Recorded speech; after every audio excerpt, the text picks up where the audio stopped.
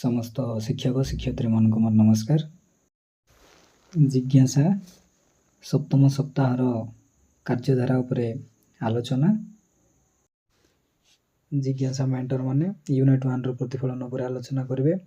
जेपरिक पक्षी उद्भिद व स्तन्यपायी विषय छात्र छात्री विज्ञान भित्तिक अनुसंधान कौन रही से विषय आलोचना करेंगे।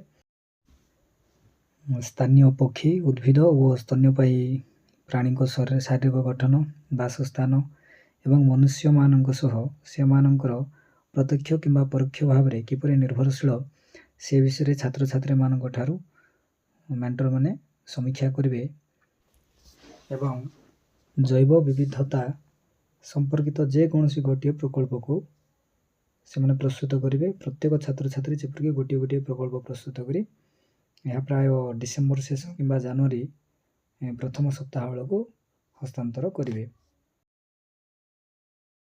छात्र छात्री मैंने कौन करेंगे ना यूनिट 1 अनुभूति उपस्थापन करेंगे। दलगत भाव से मैंने यूनिट 1 जहाँ भी 3टी प्रकल्प प्रस्तुत करते 3टी अधिवेशन से जहाँ भी आलोचना करते से सब विषय को से अनुभूति उपस्थापन करेंगे एवं समस्ते छात्र छात्री अवगत हेबे जे से माने जैव विविधता संपर्कित जेकोसी गोटे प्रकल्प को चयन करेंगे एवं प्रकल्प संपूर्ण करी डिसेम्बर शेष किंबा जनवरी प्रथम सप्ताह बेलू जिज्ञासा मेंटर को हस्तांतर करेंगे।